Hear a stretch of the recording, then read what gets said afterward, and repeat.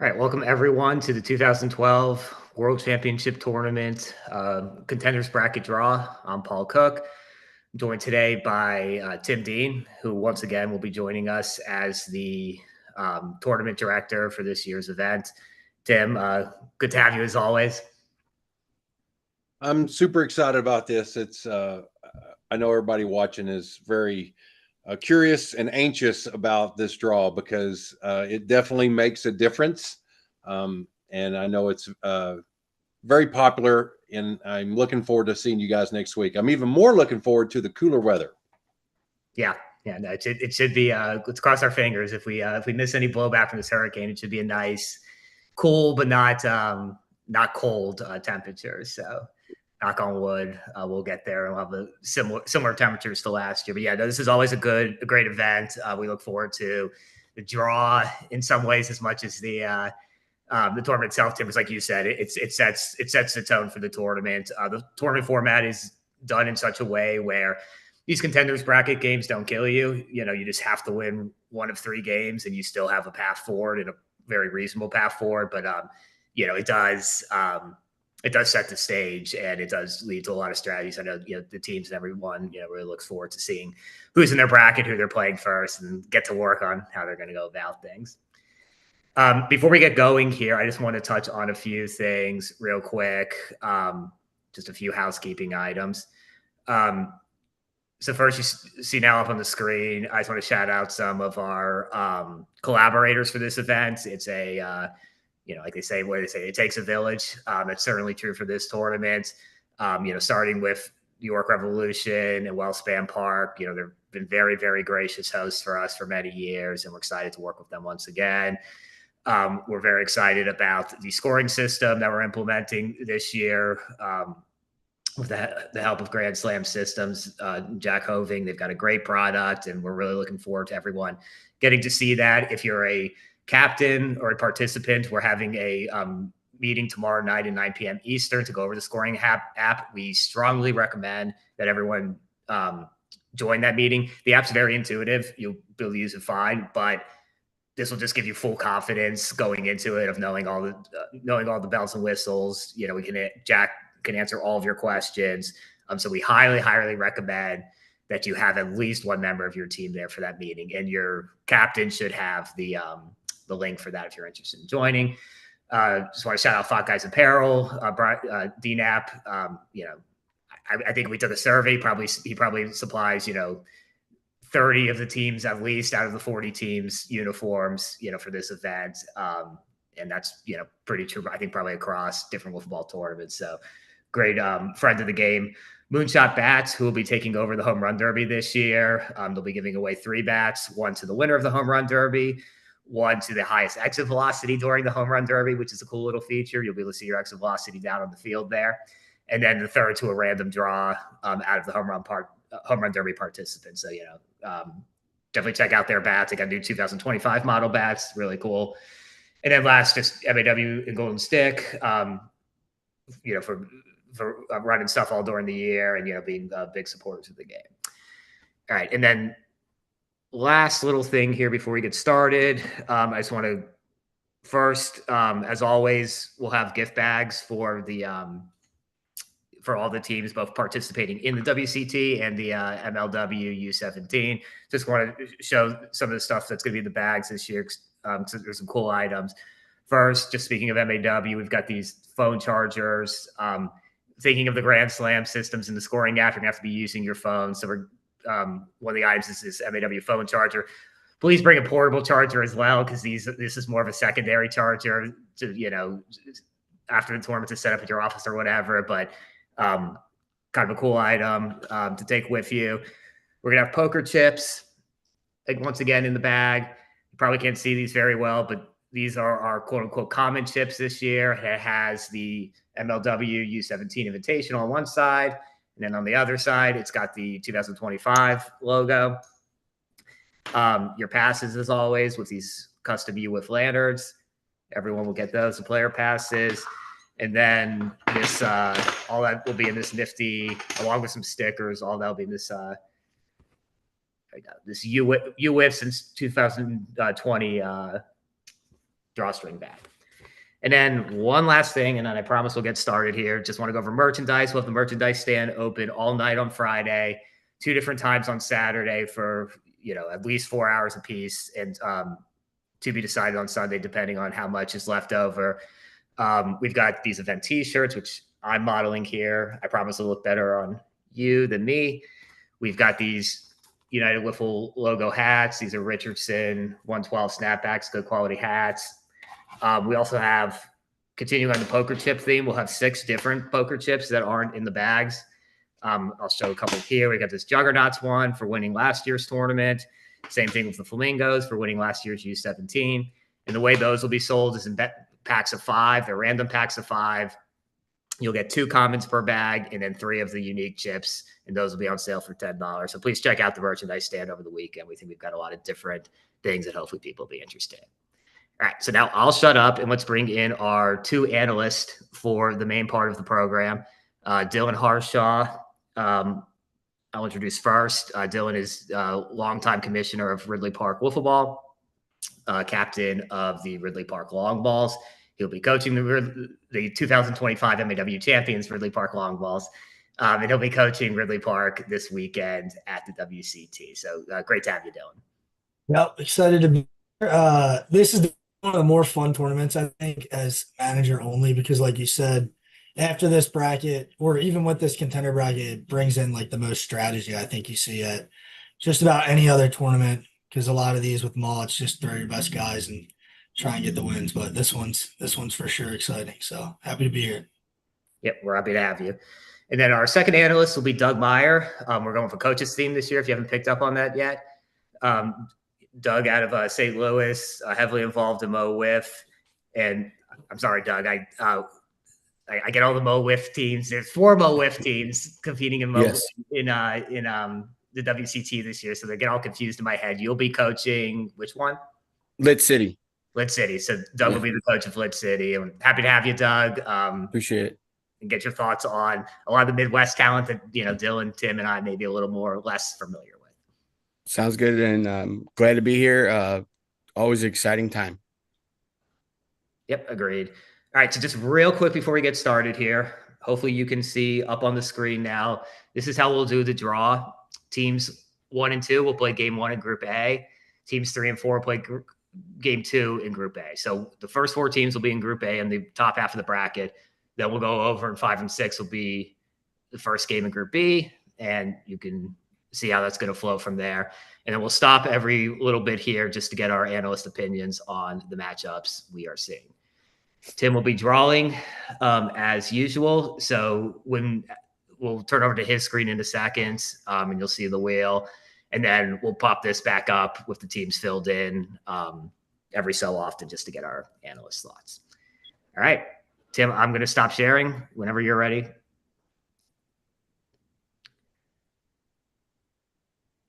All right, so Tim, let's kick us off.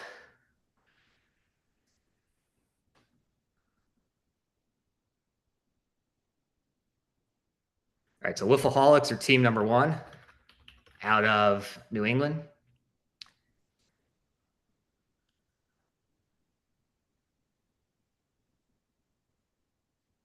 And they will be taking on the Abominable Wiffleball Men out of Pennsylvania, out of the BWBL League.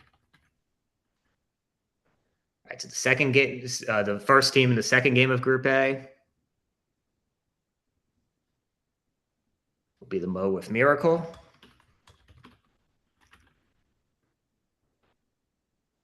And their first opponent will be the New School Risers, who won the regular season championship in MAW this year.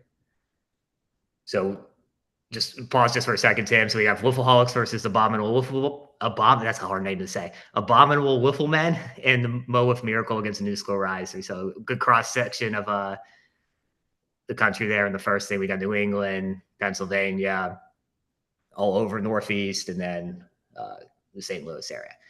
All right, so now we'll be drawing the first 2 games in Group B. Whenever you're ready, Tim.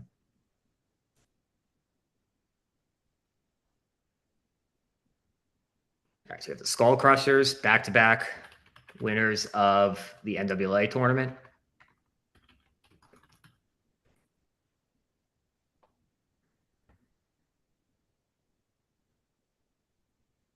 And they'll be taking on the Flamingos, winners of the 2024 MLW U17 National Invitational. They're our first sort of full U17 team to graduate. So excited to see what they do.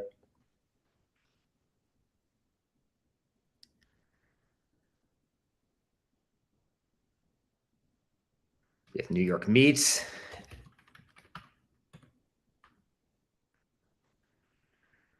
A staple of Sunday in this tournament. And Kobe University Wiffle Ball Club, also known as Team Japan, our international competitor this year. Let's pause here real quick. Tim, if you want to unshare your screen.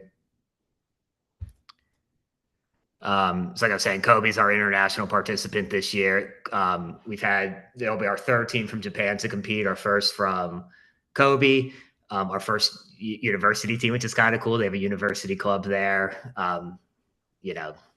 Maybe the Ridley Park of the Far East, Dylan. So that's it. Let's start here with this. This Group B is very interesting to me so far. So when you look forward to Game 2 matchups, but Dylan, I want to start with you. You've got a lot of familiarity with the Skull Crushers. They've won back-to-back NWA tournaments. Your team has been eliminated. The main Ridley Park team has been eliminated by them twice in the WCT, I think in 22 and 23. What's their key to get over the hump? They've had some trouble getting to Sunday. Yeah, I mean, they're such a good team. It's proven by, like you said, they win NWA or they're contending for the cup every single year. So they're just such a good team. They have more pitching than probably anybody in this tournament, and their hitting is also there.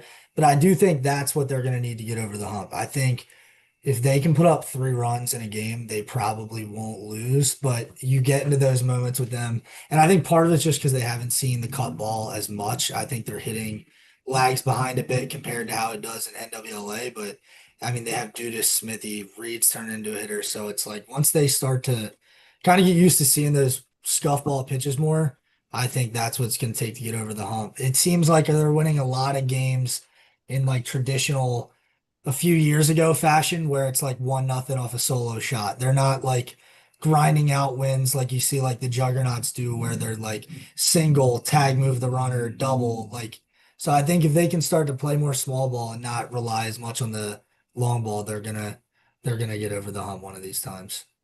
Yeah, I think that's a fair take. And then Doug, I want to go back to let me share my screen again quick here to Group A and that Game 2 matchup between Mo with Miracle and New School Risers. That's a real interesting one to me. The Risers have had a breakout year this year, like I mentioned, winning Ma. Tell us a little bit about this Miracle roster, captained by Cam Smith. Very solid throughout the whole lineup. A little pitching heavy with Josh Wheeler, Spencer Foss. Cam's probably going to be the third pitcher on that team.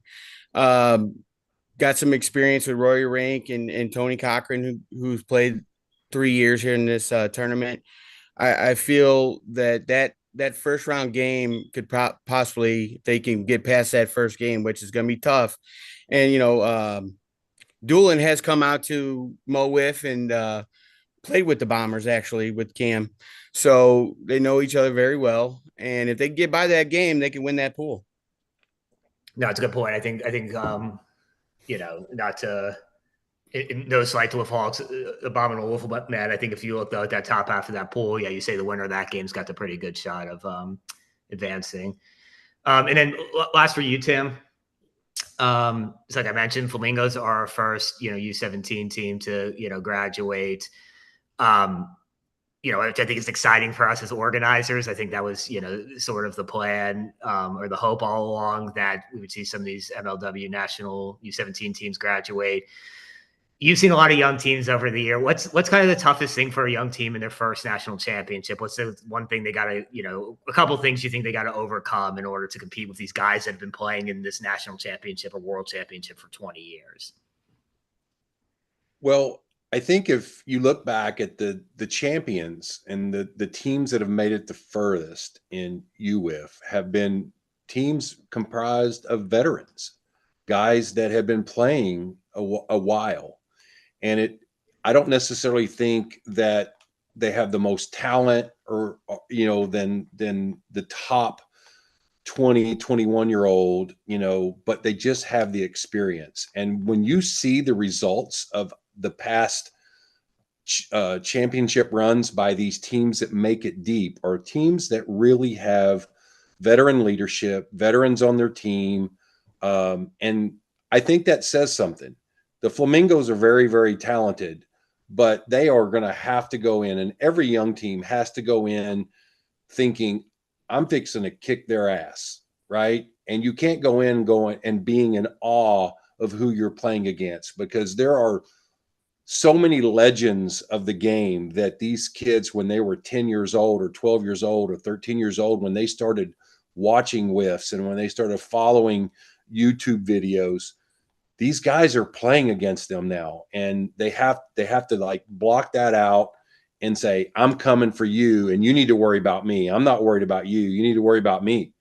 And I think it has to do with the attitude and calming your emotions, right? Things are not going to go well at different times of this tournament. And how do you weather that storm? The top teams go, I got this, right? And that's what they're going to have to do, because they're extremely talented. And the veterans, I'll tell you this, the veterans are concerned about them, right? So, but they're going into that mindset of, okay, here's what we got to do. Let's rattle them, right? If we get a big hit, or they're gonna, they're seeing guys that they've admired and for years, and they can get rattled. So they're gonna have to keep it calm. Yep, I think it's well said. It's having that veteran mindset without being a veteran team, and it's tough to do because you really just gain that through experience. All right, Tim, let's bring back up the wheel and continue on with the draw. We'll be going over to Group C now, Game 1.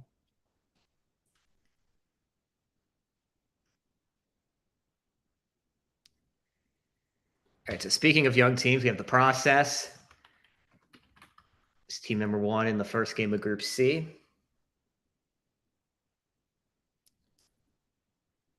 They'll be taking on a veteran team in 603 Wiffle Club. That's a fun matchup. Then we have Bamboo, one of our 2 teams out of the BLW in Arizona.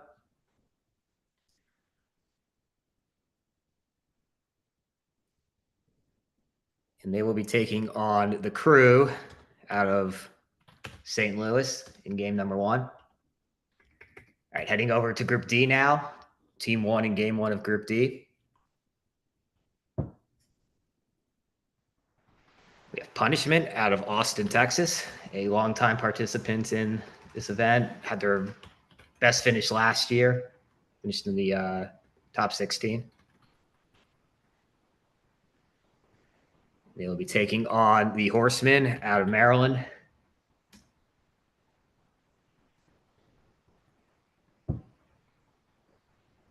This is team number 1 in game 2 of Group D. That's the MLW All-Stars, making their 5th tournament.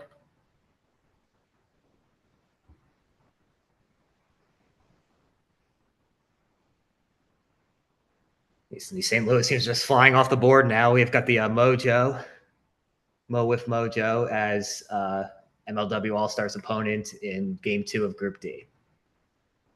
All right, Tim, let's just keep going. We'll do the last 2 in Group B, and then we'll pause for – I think there's a lot to talk about here. Let's just get through this top half. Okay, now there's even more to talk about. We have the long balls. It's team 1 of Ridley Park. It's team 1 in Group E. And they will be taking on the North Stars out of Minnesota. Tim, we lost the wheel. Oh, sorry, my fault. Okay, you didn't spin, right? So we're on team 1 of game 2? Correct. Okay, got it.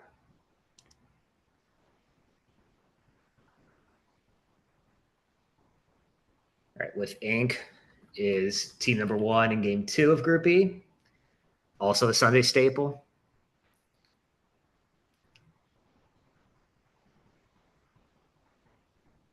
They'll be taking NWL, a young team out of, well, technically out of the Rochester, New York area, but also players from Alaska, Indiana. I think I'm missing another state they've got a player from, Illinois.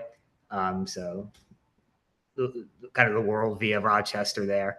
If you want to unshare, Tim, I'll bring up the matchups here. I think a lot to talk about in this second group. All right, everyone, if we see down their screen, let's just go right to left to make this easier. We'll start with Group C. Process 603. That's, like we were just talking about this, Tim, about, young teams and veteran teams. The thing the process has is they've got Rob Londra on their team. So they have a veteran to sort of calm them down. 603 is a complete, veteran team.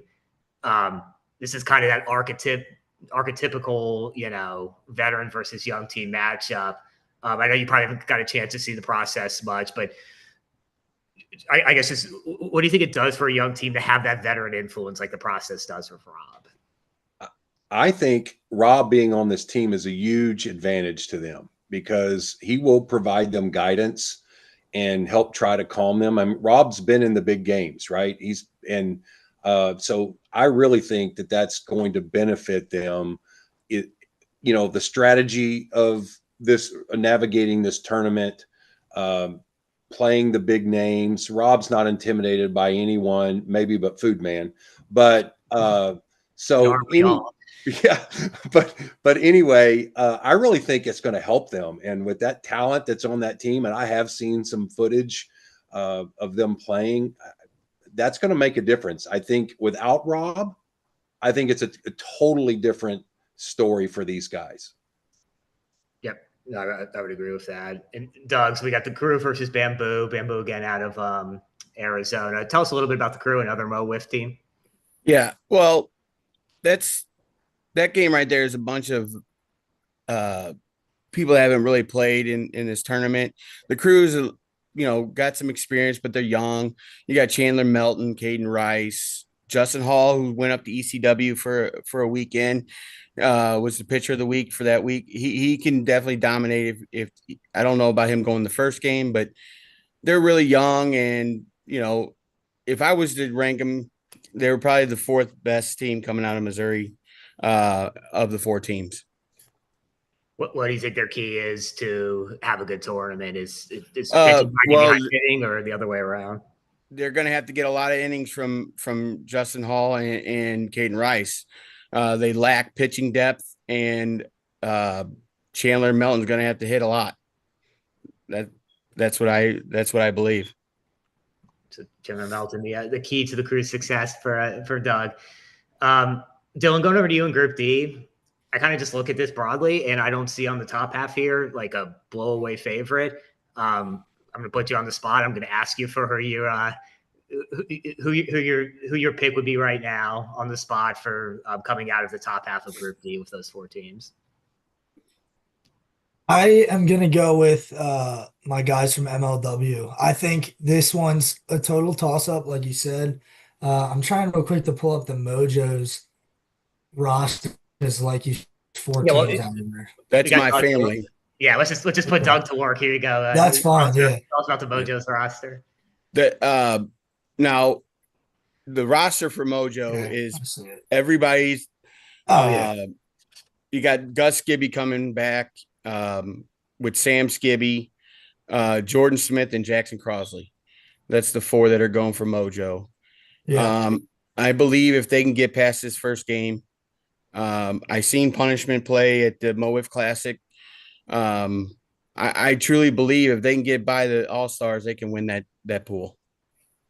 Yeah, I'll say, Paul, I agree with that. I think whoever wins game 2 is going to win that pool. I think Punishment take game 1, and Punishment's a good team. We've played them as the long balls before. But MLW and Mojo is going to be interesting. It's going to be interesting to see who MLW throws. I think that's going to be a huge factor. Mojo, I would say, definitely has the pitching upside as I look at this. I think all 4 of these guys can pitch. I'm pretty sure Jordan pitched against our long balls last year. And I know Sam, Gus, and Jackson can. So I think hitting, I might lean towards MLW. because with NWLA and just seeing the skivvies hit, I also kind of feel like they're Circle City-ish form. If they can hit the big home run, they will. But the MLW guys are gritty. I can see them grow a few runs in this 4-3 count. So I think that's going to be definitely the match to watch in that one. I think whoever wins that will take Group D. But I'll go MLW All-Stars for my official prediction. All right, we'll lock you in on that. And then let's go over to Group E and stay with you, Dylan. Yep. So, obviously, don't have to give away any strategy here, any sort of overall thoughts, but here's where Ridley Park ended. North Stars are a team I think you're semi familiar with from NWA competition, the Steffies, Sibit. Just tell us a little bit about your first round opponent and just kind of how you look at them. Yeah, this will be an interesting matchup. I love those dudes. The Steffes and Sibit missed HRL not being an NWA this year. NWLA, really good dude. We did play them last year in the comeback bracket after going 1-2. The Ridley Park team played them, and I think it was a good game. Zane pitched and ended up hitting a late home run to win it, but I think it's gonna be a good matchup. I mean, they're definitely a good team. I know they started 0-6 as a team you highlighted, and now since then they've been 4-5 over the last couple of years. So they're for sure a gritty team. It's not going to be an easy game, but I'm looking forward to that one. Yep, I am too. I think that's a fun matchup, and I think the Whiffing NWL matchup in that bracket is also a fun matchup with a lot of young guys against again one of our big veteran teams that are a staple on Sunday. All right, I don't want to hog all the questions here. Just before we move on, does anyone have anything else they want to say on any of these first round games? Let me put back up the screen here so you can see. And then if not, we'll just move on to our bottom half. All right, I think we're good to move on, Tim. Let me stop sharing and bring back up the wheel. So again, we're just before you spin it, Tim, we're on Group A now again, Game 3. So this is the bottom half of the Group A bracket.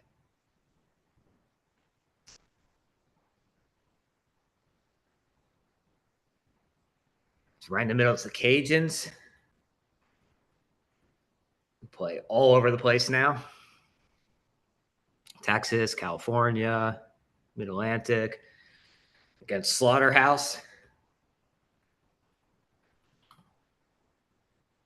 Also a staple of this tournament. Team 1 of Game 4 in Group A will be the Phenoms. We've said this a few times already. They're a constant presence on Sunday, like a few of these other teams we've seen so far.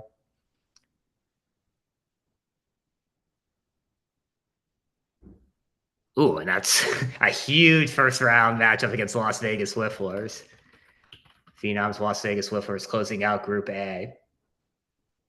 All right, Tim, want to go on to Group B?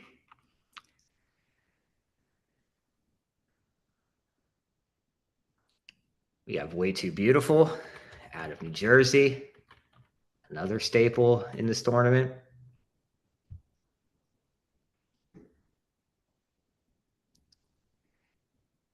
They'll be taking on Vendetta out of Massachusetts, a new team with a lot of WCT veterans on the team. Did really well in the ECW regular season, finishing first.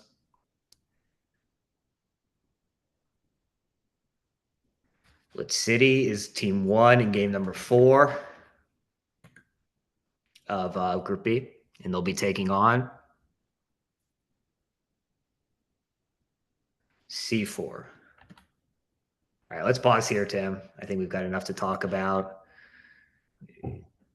Share the outcomes here. All right, so I'm just going to throw this out to the group. Let's just talk about the Phenoms Las Vegas Whifflers matchup. This is our biggest matchup, I think, clearly so far in the first round.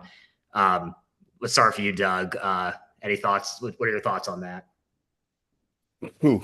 I mean, that's a rough first round game for both them teams. Wow, they're gonna have to use some pitching for that game. Yeah, that's rough. It could help them get off to a good start, or could put them behind. Wow, And then the Cajun Slaughterhouse game, that's a good game too. We've seen the Cajuns at the MoWiv Classic in the final, and they can hit too. That's a tough bottom half at Group A. Yeah, would you agree, Dylan, that this is the toughest bottom half of a bracket or half of a bracket we've seen so far? Yeah, for sure. You're familiar with both, at least the players and the phenoms, and then Yeah. lost to the phenoms last year in the final 16, and Las Vegas has been out here a bunch, and you've played them. What's your? Actually, let me ask a different question than what I was going to go with. So, Doug brought up playing a big game one, having used a lot of pitching. Do you think it makes a difference if you have this kind of big game one, and then you win it? Do you think that momentum carries through, or would you rather see, all things being equal, would you rather see sort of a more manageable opponent first on your slate? I think for these two teams specifically, I think you want to see a more manageable game. I don't think these two teams are teams that need that momentum boost. I think they're both veteran teams that know they're going to go in and get the job done, and they're going to turn up the gas when it gets to the elimination round. But like, I don't think the Phenoms need to beat Vegas to be like, all right, like, let's go, we're ready to go. Their tournament doesn't start till the final eight because that's where they make it every year. So same with Vegas. I think if they're a younger team, say like Flamingo's game, if they win a game like that big early against the Skull Crushers, that's huge to propel them, and they might need that. But for this matchup, I think with two veteran teams like that, you would prefer something more manageable. And Tim, you've seen both of these teams a million times. So give us your thoughts. Well, I'm not going to comment on that game. I feel Okay. you're that in this group that let's go back to the Cajuns, right? And listen, I know I'm very familiar with all five of these guys. Three of them extremely familiar with because they've played in Texas number of years. So what people are sleeping on, not only was this a good team already, they added Chase Oliver, right? And when you add Chase Oliver based on what he did in Maw this year and the amount of innings that he threw, the arm strength, the quality of innings that he threw and added to this group along with Sylvie, right? And another veteran. This is one of those veteran teams we talk about, and I do think that is a wild card in this grouping. That if they win their game one and play the winner of that big game that we're talking about, again, that's another huge game that all eyes are going to be on. Yeah, no, I 100% agree. We shouldn't just focus on that second game. And, so TJ Hannon doesn't yell at me, I'll put over Slaughterhouse here too. Like that's also a really good team that for years, I think we said, overperformed in the WCT, and now they just sort of perform and like we kind of expected from them. They went 3-0 last year in pool play, beat the usual suspects, beat 603, beat some, big veteran teams. They did it for a young guy. They've turned over their roster, but, they've got Matt Schmidt from the dumps, who's a great pitcher. Brett's a great pitcher. They've got, really good pitching on that team. And good veteran hitting with Hannon and Sidoroff. So that graphic is that bottom half of that bracket, I think, is a no. Everybody's bringing. I'm going to call. They're going to have to bring their A game in this bracket. Yeah. All right, let me bring back the screen here. Let's quickly go over a few more things here. Moving over to Group B. I guess let's just start on the bottom half of the bracket with you, Doug. Tell us a little bit about your team. Well, obviously we got some young guys on our team. We got some good pitching, and we have some up and coming hitters as well. I don't know if anybody's seen the MoWiv Classic, but Pat Ballman carried us, and he's going to have to carry us this year as well in UWIF. Tough first round match. So far, Group B is punishing. I mean, that's really top heavy there, and we're going to have our work cut out for us. What would you say is, again, we've kind of talked about this with all the MOWIF teams. Would you say your pitching's ahead of your hitting, or what do you think the key is? Yeah. Our pitching is most definitely ahead of our hitting. We have four out of the five players are pitchers, and very good pitchers at that. The only one that isn't a pitcher is my son Quentin, but we are definitely pitching heavy. Let's just see how we can hit. Dylan, any thoughts here on the bottom half of Group B? Yeah, I think that Way Too Beautiful versus Vendetta game is going to be really, really good too. I think Way Too Beautiful adding Tom Gannon was for them. So now they have Tom Gannon, they have Skip, they have Bull, they have a bunch of options for that game. And then the Vendetta team has Jimmy Flynn. I think Russ Hamill's on that team as well, who was Correct. very good for the Dragons this year. Both teams veteran bats as well. So I think that one's going to be a big game. Lit City C4, that'll be a good matchup. Like Doug said, tough draw for Lit City, but I mean, it could go either way. And now my question, Paul, do the teams that start 0-2 flip and play somebody else from Group B that went 0-2? No, Or do they switch? they've no. So if you go 0-2, you just whoever goes 0-2 in the top is going to play the 0-2 in the bottom. Where the flip happens is if you start 1-0, then you play. If you start 1-0 but end up 1-1, then you play a team from the bottom half that started 0-1 and ended up 1-1. Yeah, so that 0-2 game is going to be crazy as well. I mean, there's not a bad team in this bracket, so that's going to be a very interesting contenders bracket for Group B. Yeah, no, that's gonna be. We saw one of those, I think, last year of to me, Whiskey Ducks. MLW is a good example of that. That was an 0-2 game last year where neither, one of those had to go home, and it was MLW. You're gonna get something like this in Group B. Yeah, where you're gonna have a good team going home at 0-3. All right, let's move back on, Tim. We'll do the last three here, and then we'll regroup for thoughts on that. So this is Group C, Game 3, Team 1.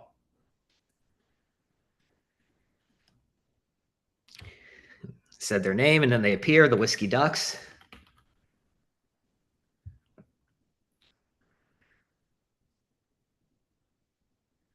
They'll be taking on the defending champions, the Juggernauts, in game number 1 of their tournament.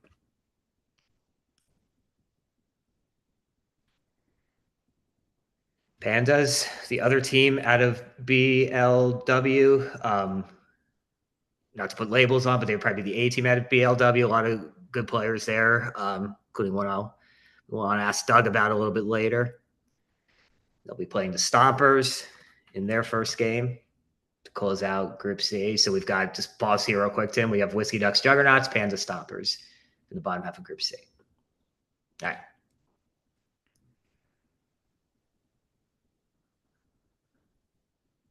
All right, Roadkill, also out of BWBL in Pennsylvania.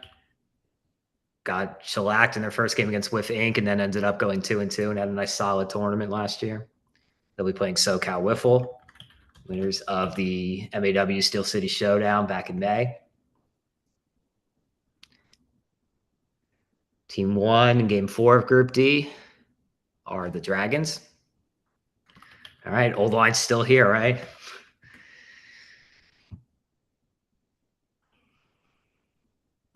Almost. Not close.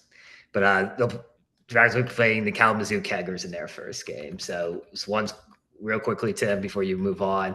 Roadkill SoCal and Dragons Keggers are our 2 games in the bottom half of Group D. All right, let's finish it out here. We've got a lot of good teams coming up here.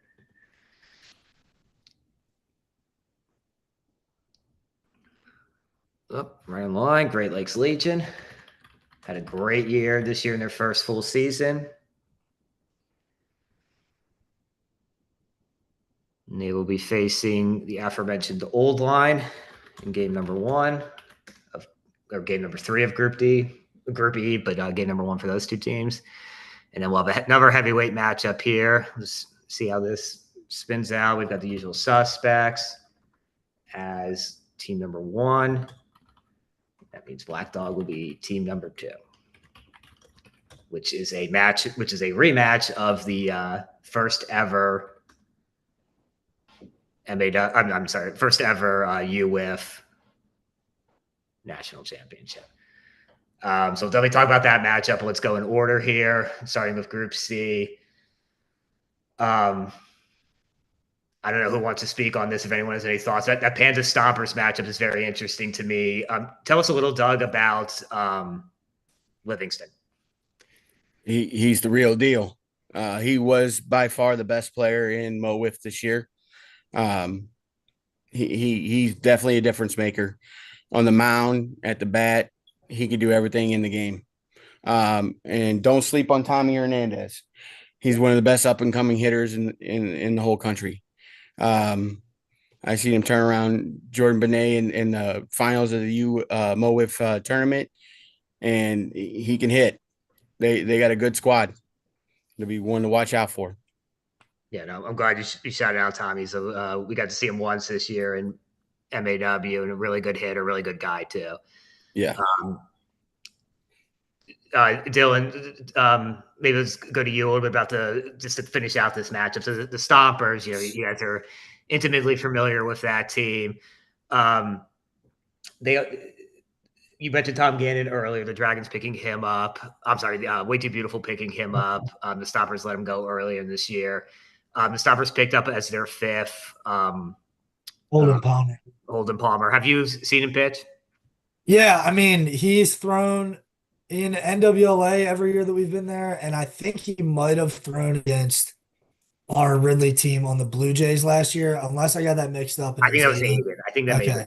But yeah, I mean, I've seen him throw at NWLA in Circle City, and I know he pitched a big role, I think, a few years ago or 2 years ago in their NWLA tournament because they didn't have Smithy either. So I think Holden had to throw a bit more, but that's a big pickup. I still think losing Tom hurts, but Holden's a big pickup for them. And this team, I think, can go really any way they want with this first game pitching. They got three guys, and I know Bryce and Colin will throw if they need. So that would be a good matchup. I Bro very like Douglas, and I Angle's good too. That's a good pickup for them, but I'm not familiar with the other. I think that's going to match up to. Yeah, I think it's a coin flip game, and that should be a really interesting game one to watch. All right, Tim, let's get your thoughts on. So this is a different look Whiskey Ducks team. They're going to be without both Vasquez and Rendon. I think they're two sort of staples, but they have, Anderson and Collins both played. Or wait, the two guys played last year, and then they got James Stein, a great veteran.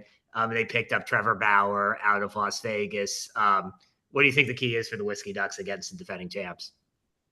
Well, they're going to miss Rendon because Rendon goes into every game thinking, I don't care who he plays. He goes into the game thinking, I'm going to beat you. Now, they're going to miss that presence of that. And then Stein's got to take that role of that, right? And a very crafty veteran, and got to help guide them through some of that. And so I just haven't seen, I've seen Cade throw amazing at times and then just get lost in the moment. And so they're going to need somebody on that team to step up and be an ace and act like an ace and get the results of an ace. If they're going to progress far in this, this tournament. And they will miss Jason. They'll miss Rendon a lot. So, so nonetheless, they've got to have somebody step up. And they've got a rough first game, as rough as anybody playing the Juggernauts. And so they're just going to have to hang on. They have most of these tournaments. They've done that. They've hung on and been able to make it out of the bottom. No, agree. They're you said the word earlier, crafty, I think is a good word, a resilient team, a veteran team. They'll have to, I think you nailed it on the head there. It's just, what can Stein do to replace that sort of captain, veteran, pump me up leadership that Rendon brings. The guy we know the very first year we did the WCT, no one knew who the Whiskey Ducks were, and they came in saying we're going to win this all, and they've kept that same attitude with and without having him there, be interesting to see how they kind of replace that intangible. I'll just throw this out to the group here. Bottom half of Group D. Just any thoughts on any of these matchups? We have Roadkill, SoCal Wiffle, and Dragons, Keggers. Well, I think. Oh, you can go, Doug. Well, the bottom half of Group D, SoCal's going to come out of that, in my humble opinion. I know the Dragons are good. SoCal did really well in Mall, and now they've added Connor Jaso to that team. Their pitching's good. Their hitting's good. I think the bottom half of D is SoCal's to lose. Dylan, would you agree with that, or you have a different thought? No, I think. If I'm gambling on it, I'd say they're probably my favorite. I don't think Jaso is going to throw, though. If he does, he does. But I think this one's way more of a toss-up. I think that Kazu has a great roster, and I think the Dragons are one of the most underrated hitting teams in fast pitch wiffle ball. And I've always leaned on the side of hitting in wiffle ball, especially these last few years. It's just I think their lineup could get it done. I think the Dragons will beat Kazu in game one. I think it'll be close, and I do think SoCal beats Roadkill, but that game I think is going to be a total toss-up. Because Dougie's been a great pitcher too. That's probably who they'll throw. Or Nick. Dougie or Nick can both throw a bunch, and they both throw it good. So I think it'll depend on the matchups. I think if this is an elimination round, I'd go with SoCal because they're probably throwing Jaso, but I don't think they'll throw him that early, especially if they start 2-0. I agree with you that their Dragons hitting is probably better, but they do have Jackson Pearson on the mound, or they got Sawyer Bean on the mound. They're deep pitching wise. They definitely are. And they did do well versus Jugs last year, and let's see how well they do as the hunter. Yep. Yeah, definitely not a slight to SoCal. I think they're a great team. That Dragons team, we've played them so many times over the years, and I think they're a great hitting team. I think they're very underrated. Yeah, I agree with that on the Dragons, and like Bucci, I think is probably he's at least top three most underrated hitter in wiffle ball. And then you brought it up about Dougie pitching, Dylan. I think a big thing this year is Dougie threw 3 games or more in multiple tournaments, which you hadn't really been doing. And I think this Dragons team will need that, and he's pitched well. That's a big thing. I think SoCal, as I want to mention, we talked about earlier about just they're a younger team and sort of getting over that hump where you have this expectation that you're going to win, or just sort of this thought that, hey, I can win every game.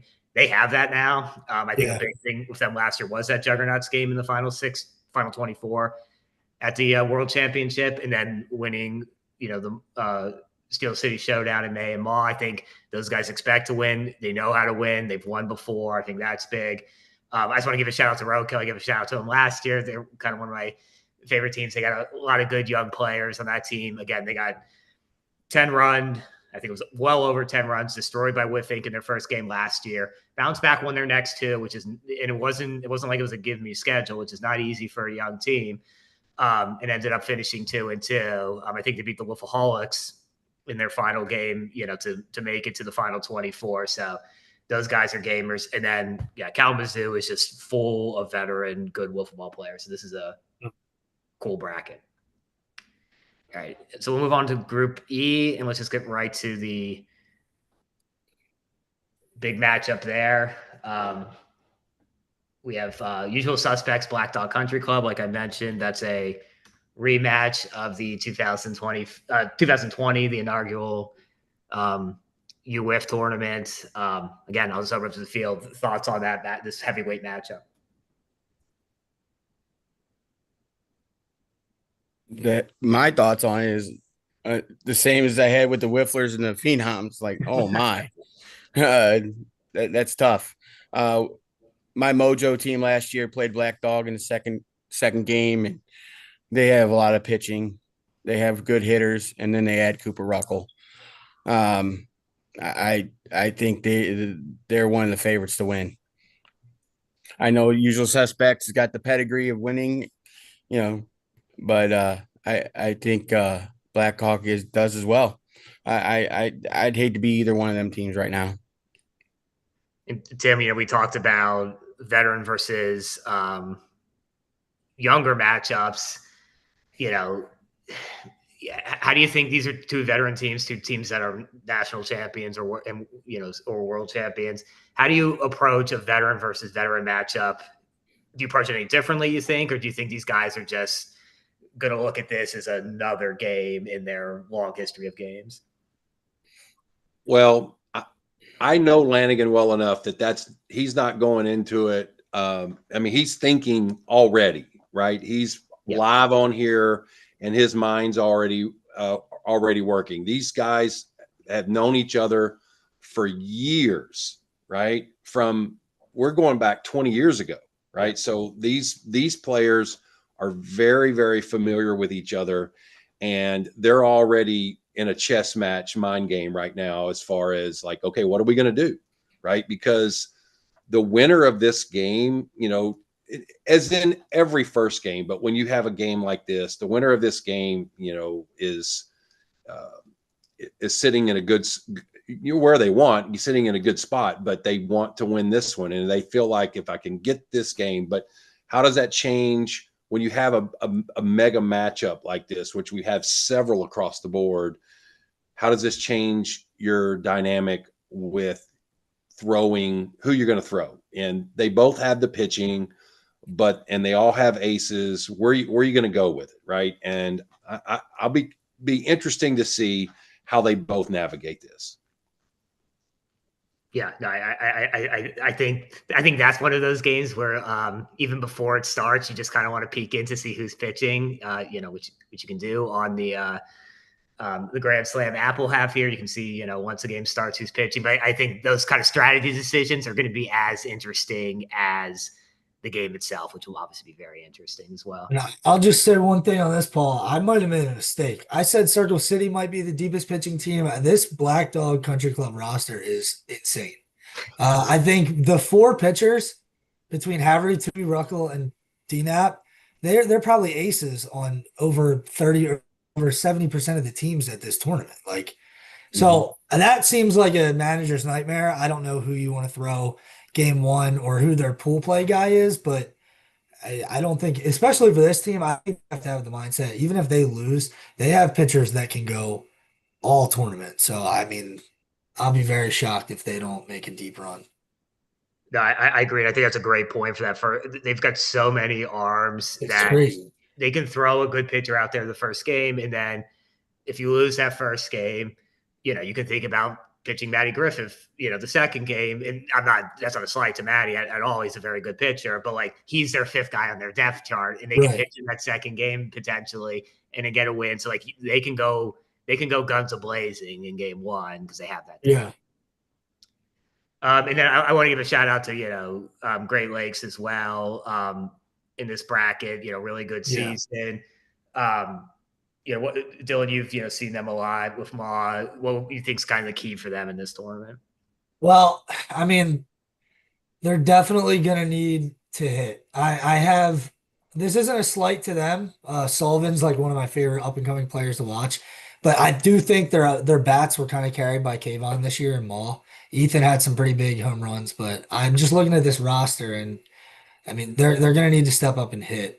That's the biggest thing I'm looking at. They're going to miss Kayvon for sure. I know Landon a bit. He pitched against us in WLA. They look maybe a little thin on pitching depth, but they're going to have their work cut out for them in that bottom or in that Group E for sure. I that's a fair assessment. And so we have a few minutes here before we wrap up the main part of our show, and then we'll have Big Dan on for his thoughts on the brackets in general. But I want to give all three of you a chance, starting with Dylan. We'll just go left to right here, of just sort of any final thoughts now that all these brackets are out. And I know you've just seen them for the first time. So, I mean, first, I think the Juggernauts are going to once again be 3-0, and that's scary for the rest of the tournament. I think they'll be 3-0 without having to sweat much, honestly, with just how much I respect that team. Group B will be the most fun to watch for sure. But yeah, those are my two biggest takeaways. I think the Jugs are going to start 3-0, so that's going to give them a good seed, and they're going to be tough to knock out again. And then I'm looking forward to how Group B turns out. Tim Dean, what are your overall thoughts? Any that stick out to you? Yeah, well, I think sometimes in the past we've looked at a group that went, oh man, we're going to have a team come out of that group that's really not super strong, and I don't see that. I mean, some people might look at Group A and think that, and I actually don't think that with what New School Risers did this year, right? And the with some of the and the phenoms in there. I mean, you look at each and every one of them. I mean, there is good teams in each one, and we're going to have really solid, strong 3-0 teams, and I even think strong 2-1 teams come out. So I don't think anybody's going to sneak into Sunday with an easy route. Yeah, I think a big thing that I've kind of noticed over the last year or two, certainly last year, is the quality of the teams coming out of the survivor bracket have taken a big jump up. And I think we're going to see that again when you look at these brackets. Last year we had SoCal come out, Risers come out of there, the Canes come out of there, and a good fourth team that I'm drawing a blank on at the moment. But to add to your point, Tim, I think we're also going to see really, really good teams that are having to go through that survivor bracket to come out of here. And it's a testament to how competitive this tournament is. And we will always have surprises. So don't discount anyone, because every single year we have some upsets and some surprises come out. So who's that going to be this year? It'll be fun. That's always the funnest thing to follow. Doug, final thoughts from you?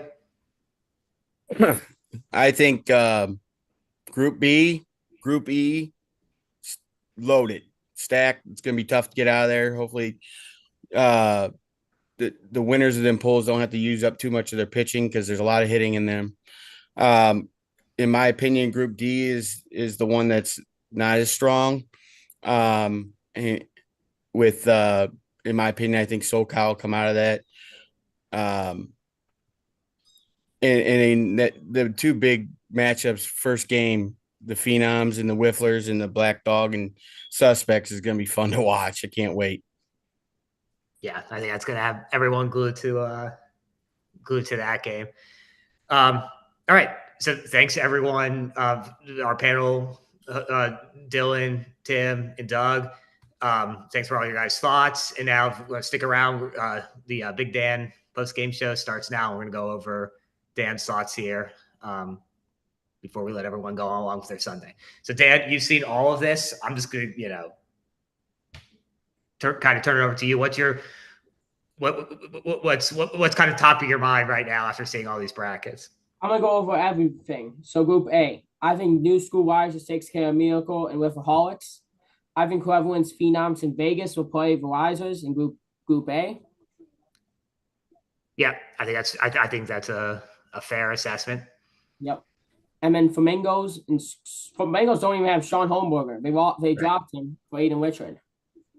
What can you tell us about Aiden Richard? He's from Bay City. He's a solid player over in Bay City in MLW. Solid little ball player. He's also pulling double duty. I think he's playing in the U17 as well. Do you think that has an impact, trying to play in two tournaments at once? I think it does a little bit. I think it helped Jeremy, but I don't know if it's going to help Aiden that much. I'm not 100%. I think it's 50-50 depending on the person. And I think that's a good point. You get more at bats. So in some ways it's not a bad thing. You know what I mean? You see more pitchers, you have the chance to kind of get rolling, kind of, figure things out if, you kind of start off slow. So take us to the bottom half of that bracket, Group B. So Vendetta's one of my sleeper teams this year. Jeff Ropes, Wes Hamill, Aaron Biggio, Scott Thomas, Jimmy Flynn. Jeff's a really good ace. Wes is good too. Thomas is a really good leadoff hitter. That's a good team. Wet City C4. I love that matchup. You're probably going to see Caleb McCollum for Wet City, and you're probably going to see Packer for C4. Now, Sorry, I didn't mean to cut you off there, but I think that's a really good point you brought up. Is that's been C4's game plan, right? At the WCT is try to pitch Packer early and get a game or two out of them. And if you're correct, Dan, and Lit City throws their ace out of the gate, you may have a little bit of a pitching mismatch there, and it's just a question of whether Lit City can take advantage of that with their bats. Yeah. Another matchup I really like in this group is that Meats and Soda City. If both teams win, I think that could be a really good matchup. Yeah, I think those are two contenders and just two teams that know each other very well. That should be a fun one if they can get by their first game. Yeah, Phenoms worthless. I'm interested to see if they throw Robles and Bonet again, or are they going to throw like Trappist and Van, or are they going to throw like Connor and Randy? Like, I'm interested. Yep, I think that's definitely a matchup. There's a lot of these matchups where you can look at where just going into it, it's just who are they going to pitch? We talked about that, right, with the usual suspects, Black Dog, where the game's going to be interesting before it even starts of just seeing who these guys choose to throw. 603. Yep. I will. Young Force old. You see this every single year. Young Force old. I got process beating 603 though. Why? What's your thinking behind that? Because I really like the young talent they have, like Ferris, Denny, Shane, Benji. They're all really, really good young players. Yep. I certainly think they have a chance there. It's a toss. Another one I really like is Bamboo and McCrew. These are two young squads that have won in other leagues, like BOW Fall and MOF, which are two semi-professional leagues. Like, outside of Mall, like I think those are the two most popular fast pitch leagues, and they're succeeding in both. So, Juggernauts are probably going to go 3-0 again. What do you think about that Panda Stompers game? Any thoughts there? I like that game. I think you're not going to see Brody and Bryce. I think it's going to be Stengel against Fink. I believe that's the pitch. I think that's who they should throw. Or Palmer. Stengel was Palmer. I think adding Palmer is huge for pool play. Yeah, I agree. I don't think about way too below if guys had Tom Gannon. They added Tom Gannon last minute. Yep, that's a huge addition, and I think Dylan shouted that out too. I think that's one of the sort of the more interesting additions coming into this tournament. So let's head over to Group D. Going to the top of D, I think whoever wins MLW and Mojo will play SoCal in Game 3. I think whoever wins that matchup is going to play SoCal. MLW does not have Dallas anymore. They've landed instead now. Yeah. Which is what do you think about that trade? I think the reason why they did that is because Dallas couldn't make it, and they wanted Landon for a while to play on that MLW team. Do you think Landon replaces Dallas's pitching? They used Dallas as kind of an ace last year. I think Landon can throw 100. He has a lot of potential, in my mind. Yep, and enough Mojo just rolling a 4. Like, I think they should roll a 5, but it is what it is. Punishment and Connor were laughing. I think that's a good move. And then Horseman. Yep. That's definitely a wide open top half there. So take us through the bottom half of Group D. So I think SoCal's going to win this bracket, even if we throw Steven and Sawyer the whole time. Because they got Roca, who's an easy win for them. Dragons, I can still have them a win. Even though Dougie and Nick are both really, really good pool play arms. Dragons just don't have that elimination arm. Right. KZoo, I really like that roster. I really like Owen. I really like Abanowski's from MLW. And then Group B, Ridley Park with Fink. I think those are really good teams. Ridley Park's only going with one team because Boaz can't make it. With Fink and McCarthy, I think is huge for the hitting. I love the hitting on with Fink. Love it. Yeah, no, there's not a the only question for Whit Fink is going to be who they, they're probably going to want to bat for is who they sit in some games. But yeah, they're loaded offensively. What about NWL? Interesting young roster. NWL's got one of the youngest rosters ever. Tone Wolf, Jack Wolf, Hunter Sabinsky, Nico Ruiz, Porter Palmer. 4 of those guys are under 20 years old. Yeah. And Yellow's like 25. He's the old man, 25. And then one thing I want to see, Group B, is that for whenever that usual suspects Black Dog game, we'll probably have to face a tough Legion team. Suspects are really good. They added Toast till we play Sylvie. Legion added Brandon Eberhard till we place Landon. And I really like Eberhard. I think he's got a really solid arm. He can throw 95. Yeah. No, he's Think about definitely Sus- got it. The thing about Black Dog that I really like is that they have the best pitcher staff in the country. Coop, Haverty, Tui, and Dina. I don't know which arm of that team, who will they throw in game one? Who will they choose to throw in game one? And I think that's the most interesting thing about that game. Suspects have depth too, but they don't have the pitching depth that Black Dog has. So it's kind of two different strategy decisions, right? Like for Usual Suspects, it's like, okay, do we, usually they've gone with Flanagan game one. Do they go off of that to try to pitch someone harder? I think for Black Dog, there's not a bad answer, right? They can pitch any of those guys if it's a good answer. Yeah, I agree with that. So before we wrap up here, Dan, I'm going to put you on the spot. Give me your pool winners. Give me your pool winners, and then I want your championship matchup. Let's start with the pool winners. Let's just go A through E. Group A, I'm gonna go whoever wins that Phenoms Vegas game. I'm gonna go Vegas, though. Okay, Vegas. So Vegas coming out of Group A. Group B, who do you got? C4.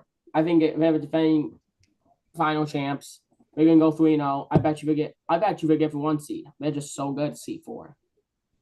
Yep, I think that's a good pick. Always a good pick picking C4. Group C, who do you got? So you got Vegas, C4. You got a couple veteran teams. So Juggernauts, easiest one. Okay, we'll just keep moving on then. So now 3 veteran teams. Who you got in Group D? SoCal. I think getting Jackson and Connor is huge. So we got SoCal now, sort of breaking up the Yes. the old veteran team things. We got Vegas. I'm sorry, you said Vegas, right? Vegas, C4, Juggernauts, and SoCal. And who do you got in Group E? Either Black Dog or With Inc. I'm torn on this one. I'm gonna go Black Dog. I just like their pitching a little more than With Inc.'s pitching.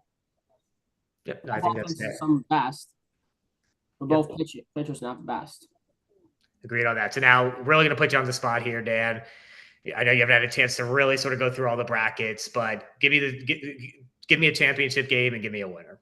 Juggernauts in Vegas is my championship. Juggernauts are going to go back to back again. Okay, that's Juggernaut. I'm picking Juggernauts until they don't do anymore. It's a smart move. If you're a betting fan out there, I think that's the smart money. And if Juggernauts did that, they become the first team to win 4 championships.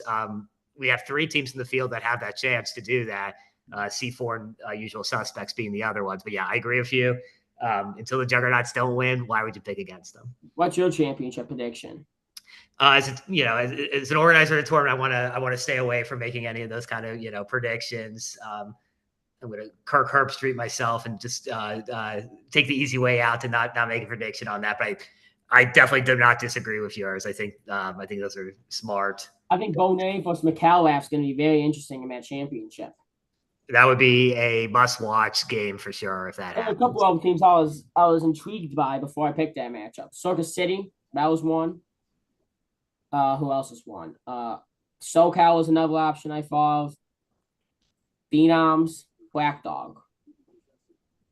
And those are the 7 I see as like true championship contenders. Yep, no, that's a solid list for sure. All right, any final thoughts, Dan, before we get out of here? No. Nope. You're good. Okay. We really appreciate you joining us, Dan. Great insight. No one follows the game, more intently than you. So make sure you're following Dan on Instagram if you want to give a plug to your Instagram. Big Dan Lives content. Follow me on there. I'm starting Big Dan shows again. Big Dan Lives content. Big Dan MLW content. Follow me. Subscribe to me. Yeah, make sure you're following him. If you're not going to be in the loop of what's going on in football. So thanks, Dan. Thanks for everyone. Thanks for all of our other panelists. Thanks for everyone that joined us on the stream. And we look forward to seeing everyone on Friday. Thanks for having me. You're welcome.